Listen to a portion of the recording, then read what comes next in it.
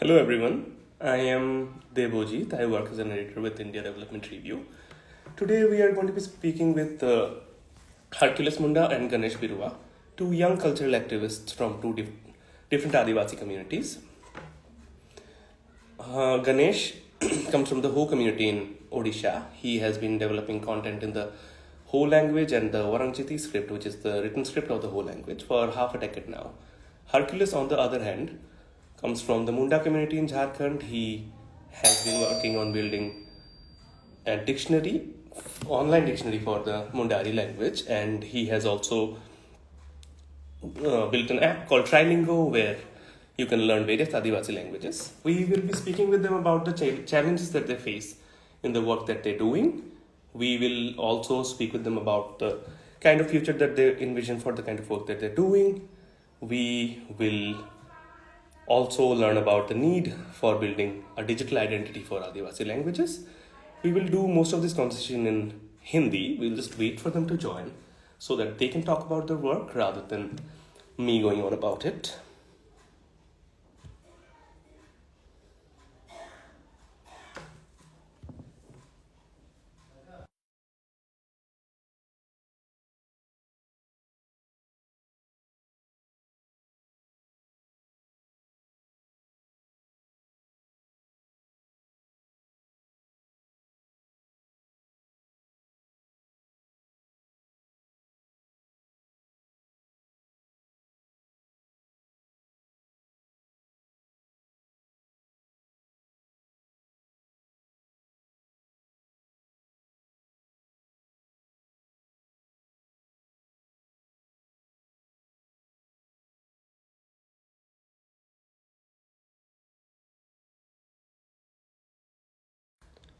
I'll just check.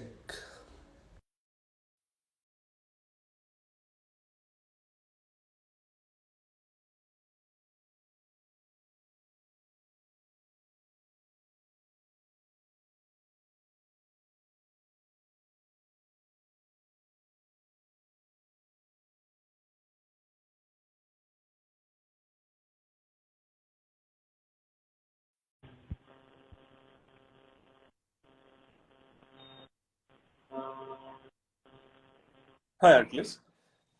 आपको आवाज आ रही है मेरी? हेलो।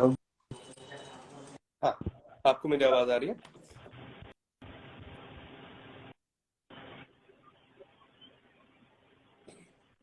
मेरी आवाज आ रही है आपको, हरकुलिस?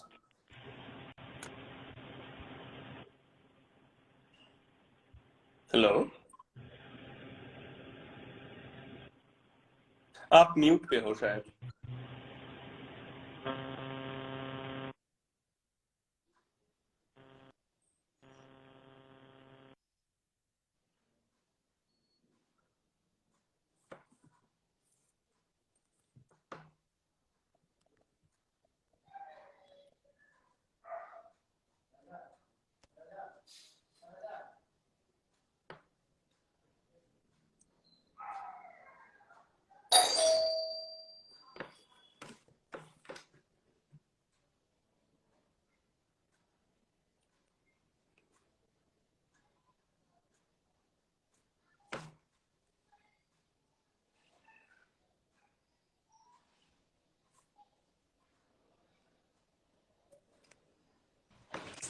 हाँ, नहीं कोई बात नहीं. सॉरी। बस गणेश जी का वेट कर रहा था मैं.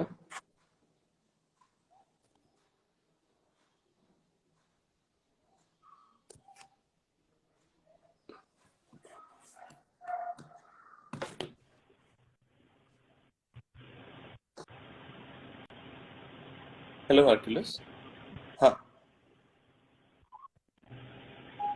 आपकी आवाज नहीं आ रही है.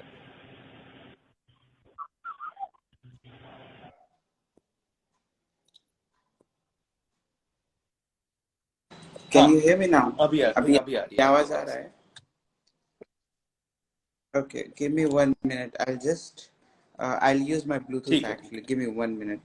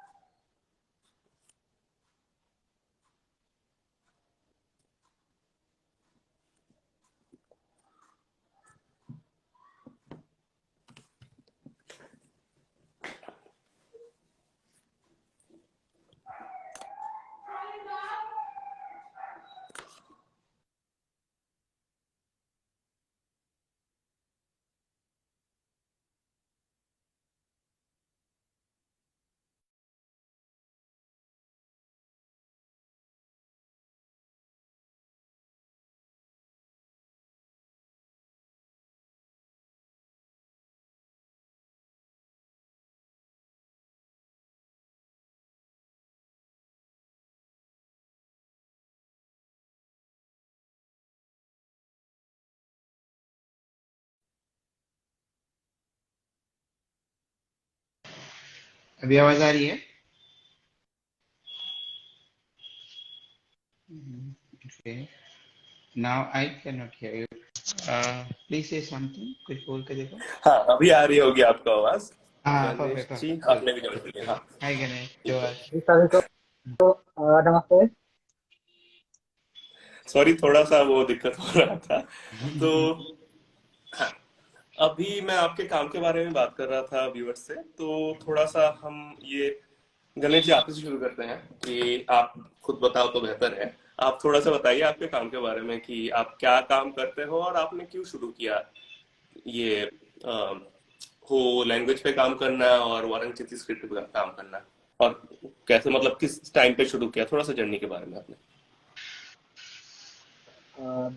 सबसे पहले तो मैं सभी दर्शकों को नमस्कार। जैसे कि मैं गणेश बीरवा उड़ीसा के मयूरभंज जिले के एक और समुदाय से आता हूँ। अभी मैं पोस्ट ग्रेजुएट हूँ। उसके साथ ही मैं 5 सालों से वो भाषा वो भाषा का एक लिपि वाराणसी लिपि को मैं डिजिटाइजेशन का काम कर रहा हूँ। जी। तो ये आपने कब शुरू किया? ऐसे आपने कुछ 2017 वगैरह में जब आप पढ़ाई करने गए थे, तो उसके बारे में थोड़ा सा आप बता सकते हैं कि आपने कैसे डिजिटल मीडिया पे कैसे काम करना शुरू किया? तो जब मैंने ये काम शुरू करने का एक बात आती है तो मुझे 2013 की याद आती है। जब मैं गांव से पहली बार उच्च शिक्षा के लिए मैं बारीपदा आता हूँ। बारीपदा हम लोग गांव से 100 किलोमीटर दूरी पर है। तो मुझे जब मैं बारीपदा आता हूँ तभी मुझे इंटरनेट के बारे में पता चलता है। क्योंकि हम लोग के गांव में इंटरनेट का सुविधा नहीं थी तब। अ, तो मेरा मतलब इंटरनेट का मतलब मेरे लिए सिर्फ फेसबुक ही था। क्योंकि मैं सबसे पहले मैं फेसबुक में ही शुरू किया था। तो फेसबुक में जुड़ने के बाद कुछ दिनों बाद मैंने देखा कि हो भाषा का एक लिपि भी है जो वाराणसी नाम से जाना जाता है। तो मुझे इससे पहले मुझे पता नहीं था कि हम लोगों का एक लिपि भी है। अ, तो मुझे ये जानकर अच्छा लगा और मैं इस लिपि को सीखने के लिए चाहा कि मैं इस लिपि को मैं सीखूंगा। अ, तो मैंने तुरंत सर्च इंजन में सर्च किया वारंटी रिलेटेड कंटेंट। तो मुझे इस पर कोई भी उससे रिलेटेड कंटेंट नहीं मिला। तो मुझे बड़ी अफसोस हुई क्योंकि कोई भी चीजें हम अगर को जरूरत होती है हमें तो हमें सर्च करने के बाद हमें उपलब्ध होती है। तो क्योंकि तब भी बाकी भाषाओं में कंटेंट था। सब कुछ हम सीख सकते थे और हम लोगों का भाषा में ही क्यों नहीं था। तो ये मेरा दिमाग में आया।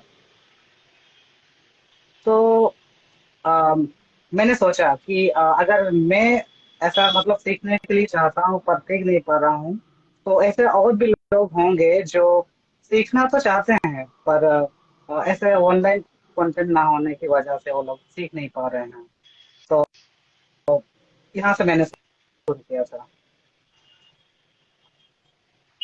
तो फिलहाल आप जैसे कंटेंट प्रोड्यूस कर रहे हो, आप ब्लॉग भी चलाते हो एक, और बाकी लेटर्स वगैरह सीखने में भी मदद कर रहे हो लोगों की। जी। ओके। अखिलेश जी, आप तो बताइए। हाँ, बताइए। जी, तो मैंने 2017 में स्टार्ट किया था क्योंकि मुझे भी वाराणसी के बारे में जानकारी नहीं था। फिर मैंने सीखा। सीखने के बाद मैंने फेसबुक पर एक पेज बनाया जो वेला वाराणसी नाम से। इसका मतलब है चलो सीखें वाराणसी। तो मैंने 2017 में जब शुरू किया 2018 तक तो इस कंटेंट को मेरा कोई भी लोग नहीं देख रहे थे। हो सकता है कि उन लोगों के पास मतलब पहुंच नहीं रहा था। तो किसी ने देखा नहीं मेरा कंटेंट को। तो मैंने उसके बाद मैंने कुछ चीजों को ऐड किया जैसे कि सबसे पहले तो मैं तीन लैंग्वेज में कंटेंट बना रहा था। उसके बाद मैंने लैंग्वेज को बढ़ा दिया, 3 से 6 कर दिया। अ, फिर मैंने सबसे पहले तो मैं फेसबुक में ही बना रहा था। 2018 के बाद मैंने एक मिशन शुरुआत किया था जो वाराणसी 2030 है। तो ये इसलिए मैंने शुरू किया क्योंकि मैं चाहता था कि सभी लोग इस चीज को देख पाएं, सीखे या ना सीखे, पढ़े या ना पढ़े, बस उन लोगों के पास पहुंचे, बस देखें वो लोग।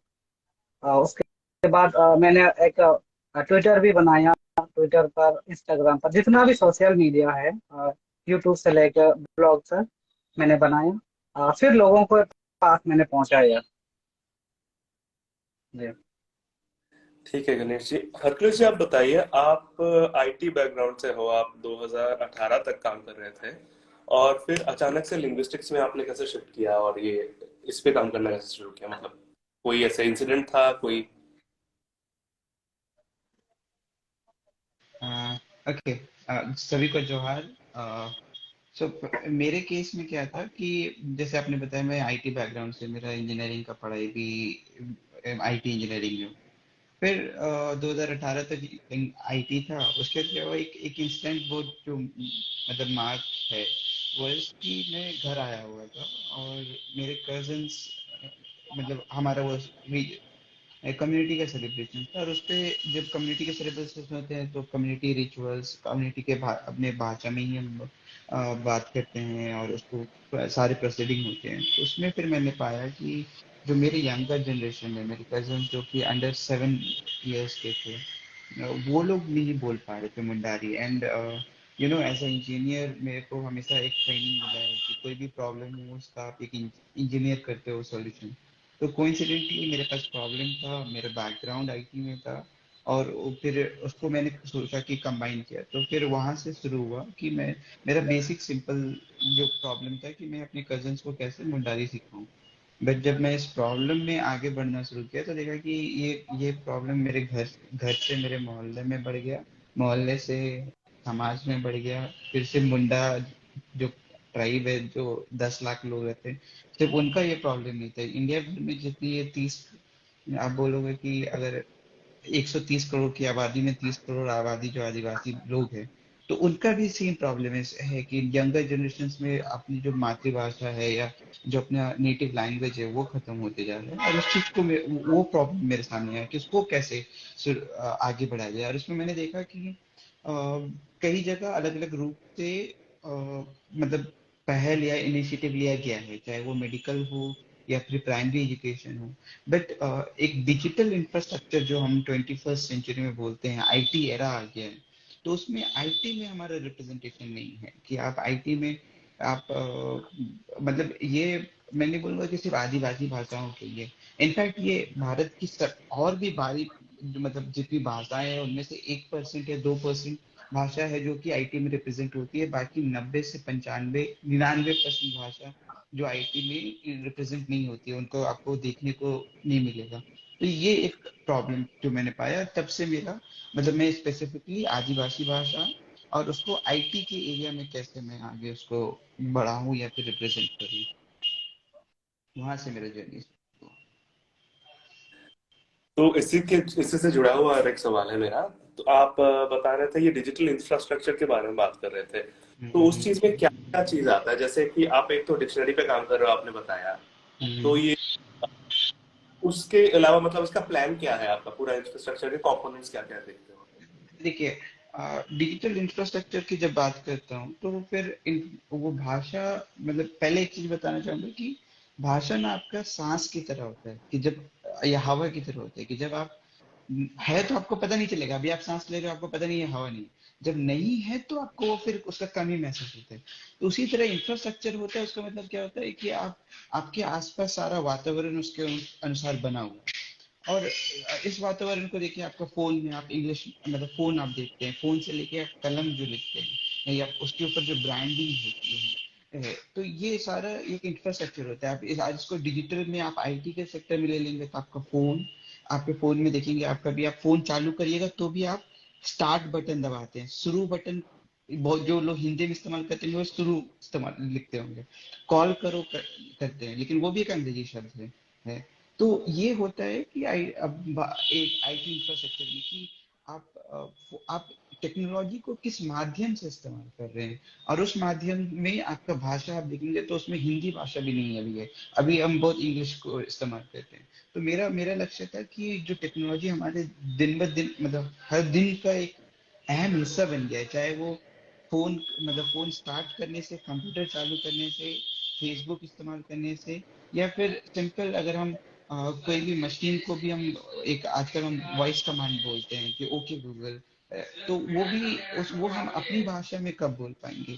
तो मेरा मेरा मतलब ये है कि जिस जितने भी आधुनिक आईटी से रिलेटेड जो आप बोलिए डिजिटल या फिर फिजिकल जो सेवाएं हम लेते हैं, उसमें हम अपनी भाषा को कैसे इस्तेमाल करें, अपनी भाषा के माध्यम से हम कैसे उसका उपयोग कर पाए।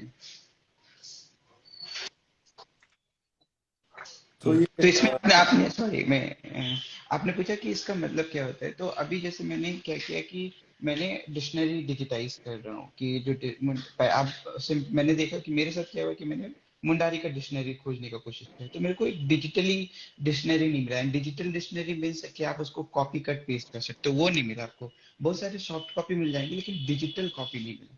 तो मैंने फिर वो डिजिटल कॉपी में काम कर रहा हूँ। उसके साथ साथ अभी फिर तो उसके फिर देखा मैंने कि अब डिजिटल के बाद मैंने सेंटेंसेस, बहुत सारे डिजिटल जो सेंटेंसेस है उसको मैं डिजिटाइज कर रहा हूँ। 20,000 सेंटेंसेस जो हिंदी, इंग्लिश और मुंडारी पे मैंने डिजिटाइज किया है। और इसका क्यों कर रहा हूँ, क्योंकि ये एक गोल है कि आप धीरे धीरे करके से गूगल ट्रांसलेट में जैसे हम ट्रांसलेटर होता है दूसरे भाषाओं की, तो वैसे ही अपने मुंडारी के लिए हो और बाकी आदिवासी भाषाओं के लिए भी हो।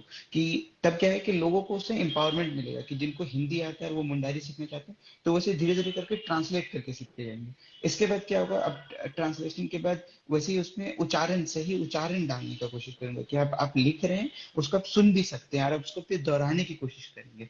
आप दोहराने की कोशिश करेंगे तो इसके बाद होगा कि आप जैसे कंप्यूटर आपके उच्चारण को समझेगा, वैसे ही कंप्यूटर को आप कोई भी कमांड दीजिएगा जो हमारे वॉइस कमांड होता है या फिर हम मैप यूज करते हैं, रास्ता नेविगेट करते हैं, तो ये सब चीजों में आप जहां भी आप या फिर यूट्यूब में आप इंग्लिश में लिखते हैं रेसिपी फॉर बिरयानी, वो मिल जाता है। हिंदी में लिखेंगे कि बिरयानी का रेसिपी बोलिएगा तो आपको मिल जाएगा। लेकिन मुंडारी में या कोई भी आदिवासी भाषा में बोलिएगा तो आपको नहीं मिलेगा, वो नहीं समझ पाता है। तो ये चीजें हैं कि टेक्नोलॉजी को इंक्लूसिव बनाना है आदिवासी भाषाओं के, और वो कोई भी टेक्नोलॉजी लीजिए, फोन, कंप्यूटर, इवन आपका फेसबुक, इंस्टाग्राम, किसी भी चीज को जो कि जिसमें हमें अपनी भाषा से शिफ्ट ना होना पड़े। तो मेरा अभी सवाल गणेश जी से है, और वो सवाल मैं हरप्रीत जी से पूछूंगा थोड़ी देर में, कि अभी तक जो आपने 2013 से काम कर रहे हो आप, तो आपको क्या दिक्कतें क्या आई है अब तक, या फिर आगे जाके क्या लग रहा है और दिक्कतें आ सकती है आपके काम में? जी।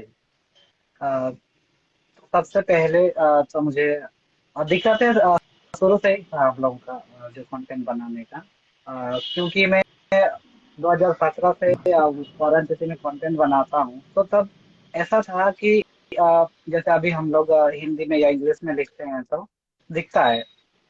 तो उस समय ऐसा था कि मैं कोई भी कंटेंट बनाता हूँ, बनाने के बाद जब पब्लिश करता हूँ, पब्लिश करने के बाद वो कंटेंट मैं खुद पढ़ नहीं पा रहा था, क्योंकि उस समय वाराणसी से सपोर्ट ही नहीं कर रहा था। उसमें सिर्फ बॉक्स बॉक्स या क्वेश्चन मार्क आता है, ऐसे बहुत सारे अभी भाषाएं हैं। तो ये प्रॉब्लम था, और फिर भी मैंने एक लिख कर पब्लिश कर रहा था, जो बहुत दिक्कतें आ रहा था। तो अभी ये प्रॉब्लम नहीं है कि हम लिख सकते हैं, फिर मतलब पढ़ भी सकते हैं। तो ये सबसे बड़ा प्रॉब्लम था मेरे लिए। जी। हाँ, हरप्रीत जी आप बताइए, आ, आपका थोड़ा शायद, हाँ। हाँ, मेरे मेरे मेरे मेरे लिए प्रॉब्लम क्या था कि आ, एक एक बैलेंस होता है कि कुछ लोग भाषा जो सीखना चाहते हैं, कुछ लोग सिखाना चाहते हैं। लेकिन अगर अभी बैलेंस हट जाएगा तो इसमें क्या होता है कि अगर जब जब भाषा सिखाने वाले ज्यादा हो जाए लेकिन सीखने वाले कम हो जाए, तो फिर उनका जो सिखाने वाले थे उनका कोई महत्व नहीं होता है। और मैं ये इसलिए बोल रहा हूँ कि मैंने एक सर्वे किया था अपनी डिस्ट्रिक्ट खूंटी में, जहाँ पे मैंने लोगों को पूछा कि आपका मातृभाषा क्या है। तो अभी क्या हो रहा है, उस सर्वे के वजह से बता रहा हूँ कि क्या हो रहा है कि जो जो मुंडारी भी है, जो हो भी है, वो अपनी मातृभाषा को क्या बोल रहे हैं, वो नागपुरी बोल रहे हैं, सादरी को अपना मातृभाषा से एसोसिएट कर रहे हैं। ये नहीं हो रहा है कि वो हिंदी में शिफ्ट हो जा रहे हैं, लेकिन वो दूसरा लैंग्वेज के ऊपर उनको लग रहा है कि वो उनका मातृभाषा है, क्योंकि वो उसमें पल बढ़ रहे हैं। तो ये बैलेंस को मतलब मेक श्योर करना है कि हम अपनी यंग जनरेशन को बताते रहे उसका अहमियत। और फिर ऐसा ना हो कि बताने वाले बहुत लोग रह जाए लेकिन सीखने वाले कोई नहीं रहे। तो इस चीज को अभी हम जो हमें हमारा जनरेशन है, मैं बोलूंगा 90s या 20s में जो लोग जन्म हुए हैं, उनका उनमें क्या है कि उनमें वो उनको पता है कि कहीं ना कहीं उनका मातृभाषा क्या है। लेकिन इसके बाद का जनरेशन है जो 2010s के बाद है, मैं इतना गारंटी मतलब उनमें वो चीज उनको आइडिया ही नहीं है। उनके लिए जो इंग्लिश हिंदी या फिर कोई और भाषा है जो कि उनके लिए मातृभाषा बन जा रही है। और ये डेंजर है कि फिर जैसे मैंने बोला कि बताने वाले बहुत लोग रह जाएंगे लेकिन सीखने वाले कोई नहीं रहेंगे, तो फिर बताने वाले का महत्व ही खत्म हो जाएगा। और आई थिंक ये बहुत जरूरी है कि हम लोगों को इस चीज को बैलेंस करके चलना है। तो ये एक प्रॉब्लम है। साथ ही साथ मैं बोलूंगा कि जैसे मैंने वही फिर से एग्जांपल रिपीट कर रहा हूँ कि भाषा आपके हवा की तरह होता है। तो बहुत लोगों का जब काम करने जाइएगा तो उनको समझ नहीं आएगा कि ये क्या है। लेकिन जब आप उसको हवा की तरह अगर आप जब नहीं मिले तो उनको समझ में आता है कि भाषा क्या होता है। तो ये लोगों में जागरूकता की भी बहुत जरूरत है कि अ, बहुत जरूरत है। और मैं इसलिए बोल रहा हूँ क्योंकि मैं अभी एक युगांडा के भाषा के साथ काम कर रहा हूँ जिसमें सिर्फ 30 लोग बचे हैं जो बोल सकते हैं। और वो 30 लोग बोलने वाले भी 60 70 80 साल के लोग बचे हुए हैं। तो कहीं ऐसा ना हो जाए कि हम भी उस भाषा जिसका नाम सो युगांडा का एक भाषा है, उस भाषा की तरह हम भी मतलब जो अभी मतलब 10 लाख है, 10 लाख से 30 हजार हो जाए, 30 हजार से हम भी 30 हो जाए, 30 के बाद फिर तीन भी ना बचे। तो ये उस रास्ते में हम ऑलरेडी बढ़ रहे हैं। तो हमें उस चीज का ध्यान देना है कि हमारा भाषा भी उस 30 भाषा की तरह ना, मतलब उस भाषा की तरह ना हो जाए जिसमें 30 लोग बचे हुए हैं। और ये मैं उनके साथ काम कर रहा हूँ, तो मैं उस चीज को मैंने उनके साथ रहा है, उनके साथ काम कर रहा हूँ, तो ये मेरा पर्सनल एक्सपीरियंस से बता रहा हूँ कि ये ऐसा नहीं है कि सिर्फ ख्याल है या फिर एक वार्निंग है, ये हकीकत में हो रहा है। तो ये हटलेस जी, ये मतलब किस तरीके से और मतलब किस तरीके से सपोर्ट आपको लगता है आपको मिल सकता है या मिलना चाहिए, सरकार से हो, नॉन प्रॉफिट से हो, जहां से भी? और अम, तो पहले तो मैं सरकार की बात करता हूँ, नॉन प्रॉफिट की बात करता हूँ, और इवन आम जनता की भी बात करता हूँ। थ्रू सरकार का आई थिंक सरकार अभी भी हम मतलब कॉन्स्टिट्यूशनल जो डिमांड है, चाहे वो हो, गणेश भी अग्री करेंगे, हो का हो या मुंडारी का हो, अभी भी सिर्फ 22 लैंग्वेज कॉन्स्टिट्यूशनली रिकग्नाइज है और उसके बाद बाकी रीजनल लेवल पे रिकग्नाइज है। अब इसमें होता क्या है कि जब आपको रिकग्नाइजेशन मिलता है, तो आप अगर मान लीजिए आपको नेशनल लेवल पे रिकग्नाइज मिल रहा है, मींस आपके सारे गैजेट जो ऑफिशियल नोटिफिकेशन है आपको उस भाषा में आनी चाहिए। आपको मैंडेटरी 10th और 12th का सीबीएसई एग्जाम्स होता है, आपको उस भाषा में अगर कोई लेना चाहे तो वो ले सकता है। तो ये होता है जब आप पॉलिसी लेवल पे भाषा को एक्सेप्ट करते हो कि आपको उसके ऊपर सारे गवर्नमेंट के दस्तावेज, आप कोर्ट में डिमांड कर सकते हो कि मेरे को अपने भाषा में मेरा को समझना है उस दस्तावेज को। आप पढ़ाई में अपना डिमांड कर सकते हो कि मैं इस भाषा में पढ़ना चाहता हूँ। भले आपको ठीक है आप वो स्कूल में दाखिला नहीं लेंगे, लेकिन आपके लिए वो स्कूल एक रहेगा जहाँ पे आपको वो पढ़ाया जाएगा आपकी अपनी भाषा में। और तो ये मैं बोलूंगा कि एजुकेशन और जुडिशरी एक बहुत इंपॉर्टेंट एरिया है। इनफैक्ट कोई भी जो गवर्नमेंट ऑफिसेस है वहां पे भी आप अपनी भाषा में अपने आप को समझने का मतलब डिमांड कर सकते हैं। तो ये होता है गवर्नमेंट से। इसलिए बहुत जरूरी है कि भाषाओं को नेशनल लेवल पर रिकग्नाइज किया जाए। और अभी क्या है कि अगर आप एक रफ माना जाए कि अगर इंडिया पे 700 भाषाएं हैं, तो 700 में से 70 भाषाएं भी नेशनल लेवल पे कॉन्स्टिट्यूशनली रिकग्नाइज नहीं है। अभी 22 रिकग्नाइज है। दैट्स लाइक 10% से भी कम भाषा है जो नेशनल लेवल पे रिकग्नाइज है। ये हमें समझने की जरूरत है। दूसरा, अगर हम एनजीओ की बात करें तो एनजीओ का मैं बोलूंगा कि एनजीओ का ग्राउंड लेवल पे बहुत अच्छा रीच रहता है।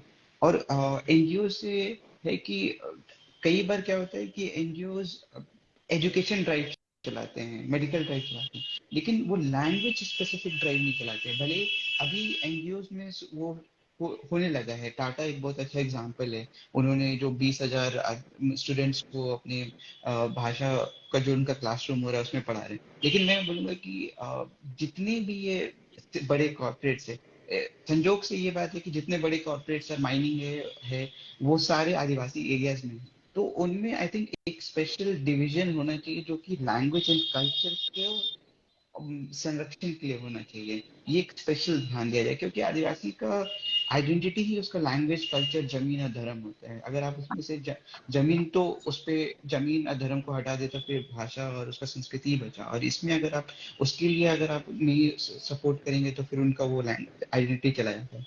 और लोगों से मेरा दरख्वास्त है कि जो जिनको आता है प्लीज अगले जनरेशन को सिखाएं। ये बहुत जरूरी है। जिनको नहीं आता है, फील प्राउड कि आपकी भाषा में कुछ खासियत है। और मैं इस खासियत का भी एक एग्जांपल दूंगा भी। तो इसको सीखने का कोशिश करें, आपको बहुत काम आएगा। रही बात खासियत की, तो मैं हिंदी और इंग्लिश में एक एग्जांपल देता हूँ कि हिंदी में आप, इंग्लिश में आप जैसे आप बोलते हो लव, एक बहुत कॉमन वर्ड एक्सप्रेशन है। आप उसको, आप जब बोलते हो कि आई लव माई मदर, वही चीज अगर आप हिंदी में बोलोगे तो वो ममता हो जाता है। और हिंदी में एक ही एक्सप्रेशन जो लव है उसके लिए आपको प्रेम, ममता, स्नेह, इश्क, जो अलग अलग मैं एग्जांपल देता हूँ कि दोस्ती से प्यार के, दोस्त वाला के लिए प्रेम या स्नेह। किसी अगर आप माँ से है तो वो ममता हो जाएगा, अपने मित्र से है तो वो स्नेह हो जाएगा, अपने छोटे भाई से है तो स्नेह हो जाएगा। तो ऐसे ही होता है। इवन ग्रीक में एक बोलते हैं 6 फॉर्म्स ऑफ लव है, अरबिक में 13 फॉर्म्स ऑफ लव है।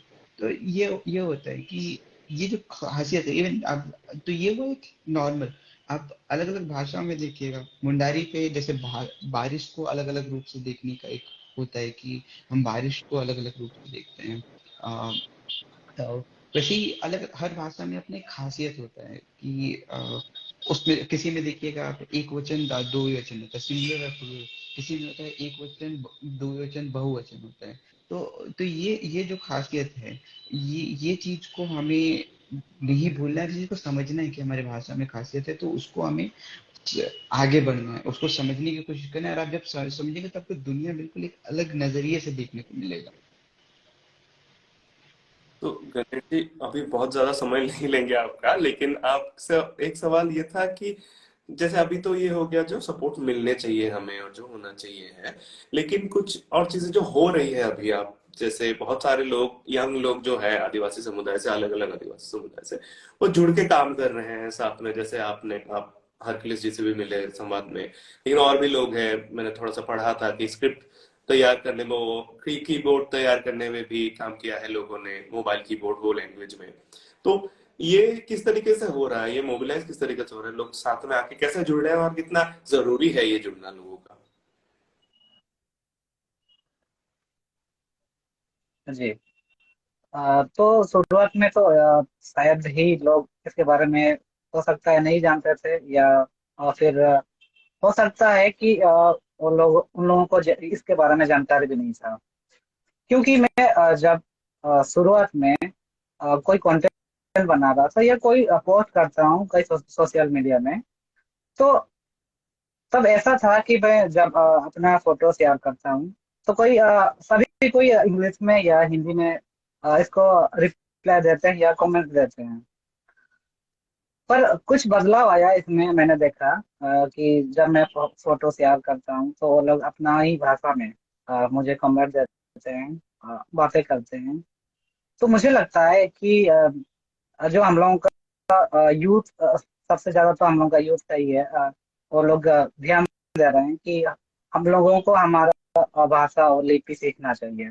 और सीख सीख भी रहे हैं, क्योंकि मैं देखता हूँ पहले से ज्यादा अभी बहुत सारा चीजों में मुझे पूछते हैं ये कैसे डाउनलोड, कोई भी चीजों के लिए। जैसे कि मैं यूट्यूब पे भी बनाता हूँ, तो उसमें मैं देखता हूँ कि एक कीबोर्ड कैसे इंस्टॉल करते हैं, उसको मोबाइल में कैसे सेटअप किया जाता है, उसके बारे में मैं बनाया हूँ। तो उसमें बहुत सारे लोग पूछते हैं कि इसको हम कैसे करेंगे, फिर कैसे मैसेज करेंगे, बहुत सारा। तो मुझे लगता है ये थोड़ा थोड़ा से ये आगे बढ़ रहा है, और युवाओं का मन में जरूर ये पैदा हुआ है कि हाँ, हम लोग का भाषा अ, हमेशा के लिए हमको बचाना होगा।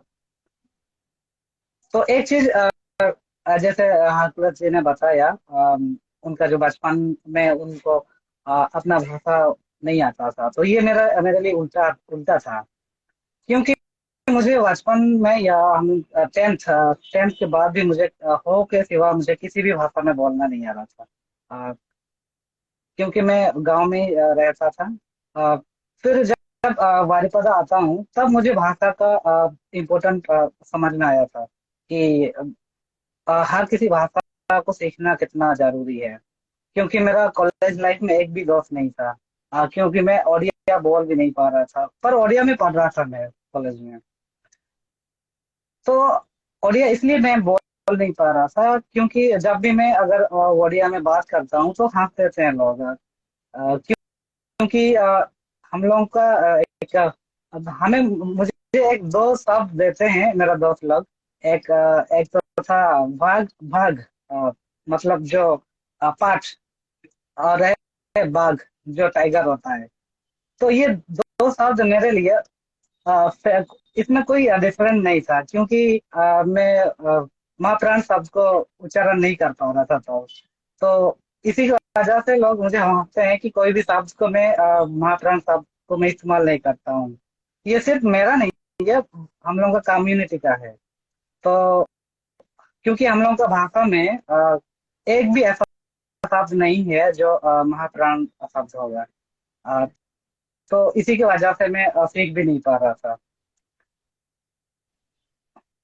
जी। जी, तो मेरे सवाल तो और एक बहुत। चीज, हाँ, बताइए। हाँ जी बताइए।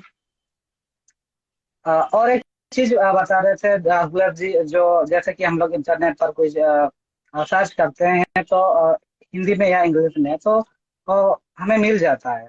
पर कोई भी भाषा, आदिवासी भाषा में अगर सर्च करते हैं तो कोई कंटेंट नहीं मिलता है हमें। इसका एक ही वजह है, जो अ, बहुत कम कम से कम लोग मतलब कंट्रीब्यूट कर रहे हैं इसमें। बनाने वाले बहुत कम लोग हैं। जैसे कि अभी हम लोगों का लैंग्वेज के लिए बहुत सारा कंटेंट बना रहे हैं, पर एजुकेशन के ऊपर कोई कंटेंट नहीं बनाते हैं। जैसे कि अभी हम लोगों का वो समुदाय में इंटरटेनमेंट के ऊपर बहुत सारा वीडियोज बना रहे हैं, और लाखों की संख्या में उनका व्यूज आती है। पर ऐसे के एजुकेशन कंटेंट कोई बना नहीं रहा है। जी। तो मैंने तो बहुत सारे सवाल पूछ लिए आपसे। आपको ये एक दूसरे से कुछ पूछना था सवाल, अभी काफी बातें हुई हैं, इससे अगर कुछ निकल के आए। मैं कुछ बोलना चाह रहा था कि जो आपने कोलैबोरेशन की बात की, तो मेरा पर्सनल एक्सपीरियंस था कि जब मैंने दो दो इंस्टेंस शेयर करना चाहूंगा। पहली बात तो कि हमें हमें लगता है कि भाषा बहुत क्षेत्रीय है, या फिर हम उस समाज के हैं तो उस भाषा भाषा उसका होता है। लेकिन ये जो मिथ है, मतलब ये जो सोच है, ये मेरा टूटा जब मेरे को पता चला कि मुंडारी के जो मेरी मातृभाषा है उसका एक्सपर्ट एक जापानीज इंसान है, जो कि रामदयाल जी के स्टूडेंट रहे थे, और उन्होंने झारखंड आके उनके से मुंडारी के ऊपर सीखा। और उसके बाद फिर वो अभी भी जापान में है, लेकिन वो मुंडारी पे किताब लिखते हैं, और उन्होंने मुंडारी के ग्रामर पे काफी काम किया है। तो ये एक मतलब एक्सपीरियंस था जिससे मेरे को रियलाइज हुआ कि भले ही मैं उस समाज में पैदा हुआ हूँ, लेकिन वो भाषा मेरा नहीं है। और दूसरी बात कि भाषा जो सीखता है, जो बोलता है, वो एक्चुअली उस भाषा को उसका होता है भाषा, ना कि बस हम नाम से हो जाते हैं। तो ये इंटरेस्टिंग था कि एक आदिवासी भाषा के ऊपर एक जापानीज इंसान रिसर्च कर रहा है, और उनसे फिर मैं मिला, उनसे बात किया, एंड वो मैं बोल सकता हूँ कि वो कई लोगों से अच्छा मुंडारी बोलते हैं। तो ये एक इंटरेस्टिंग मेरा इंसाइट था। और सेकंड कि मैंने ये भी रियलाइज किया कि आपको जो डिस्टेंस होता है वो जरूरी नहीं है। और इसका मतलब इसका प्रूफ और एक भी था कि जब मैं कोविड के दौरान मैंने एक tribal language classroom program start किया था, जिसमें मैं आदिवासी मतलब टीचर्स थे, वो आके जूम पे क्लास लेते थे। तो इस पे देखा कि क्या हुआ है कि मतलब भले ही मैं मुंडारी सिखा रहा हूँ तो झारखंड से ज्यादा दिल्ली छत्तीसगढ़ के लोग आ रहे हैं। और ये आईटी का पावर होता है कि आईटी आपको जो बाउंड्रीज होता है, ज्योग्राफिकल बाउंड्रीज होता है कि जहाँ मुंडा लोग झारखंड में रहते हैं या उड़ीसा में रहते हैं, वो उसको वो बाउंड्री ब्रेक करता है। और वो आप किसी दुनिया के किसी भी कोने से, चाहे वो जापान में हो चाहे वो आप दिल्ली में हो, आप कहीं से भी सीख सकते हैं। और तो ये एक बहुत मतलब इंटरेस्टिंग ऑब्जर्वेशन था मेरे लिए कि झारखंड में हम बोलते हैं कि मुंडार लोग रहते हैं, लेकिन झारखंड से ज्यादा मेरे को दिल्ली में जो हमारे लोग बसे हुए हैं उनको, वो लोग उस क्लासरूम का हिस्सा थे। और ये काफी इंटरेस्टिंग था कि आईटी का जो हम पावर है और कैसे हम कोलैबोरेट कर सकते हैं। तो मैं ये नहीं, मेरा ये भी कहना है कि आईटी से हम दुनिया के किसी भी कोने से अपनी भाषा मतलब जुड़ सकते हैं। और ये मेरा एक्सपीरियंस रहा है। तो जब भी हम भाषा की बचाने की बात करते हैं तो कभी ये ना सोचे कि आज के दौर पे कि अच्छा मैं तो बाहर रहता हूँ कैसे करूंगा ये है। आईटी के जमाने से आप कहीं से भी दुनिया के किसी भी कोने से कनेक्ट हो सकते हैं। और दूसरी बात कि इस दौरान काफी रिकॉर्डिंग्स जो थे वो इंडिया से रिकॉर्ड होके बाहर जाते थे। मैं भी जैसे युगांडा में जिस भाषा के साथ काम कर रहा हूँ, तो मैं जो उनके पास एक्चुअली में जाने से पहले कई बार मैंने सिंपल व्हाट्सएप से उनको ऑडियो रिकॉर्डिंग करके उनकी भाषा को मैं माना बुलाया उनको मतलब मांगा। तो मेरा कहना है कि आजकल हमारे फोन इतने स्ट्रांग हो गए, इतने है कि अगर कुछ नहीं तो जैसे गणेश भाई कर रहे हैं कि उसको रिकॉर्ड करके यूट्यूब में डालते जा रहे हैं कि एक आपसे उसका एक संरक्षण भी हो जा रहा है और दुनिया को उसके बारे में पता भी चल रहा है कि एक ऐसे कोई भाषा भी है, ऐसी कोई संस्कृति भी है। तो सिंपल आप क्या कर सकते हैं अगर साथ देने के लिए, अगर आपको कुछ नॉलेज नहीं है तो भी आप उस वीडियो को रिकॉर्ड करके आपके पास कोई कल्चरल मटेरियल है उसको आप फॉरवर्ड कर सकते हैं, ताकि जिन लोगों को फॉरवर्ड करें, जिन जो समाज के हैं उनको पता चले, उनको सीखने का मौका मिले, और जो नहीं है उनको उसके बारे में जानने का मौका मिले।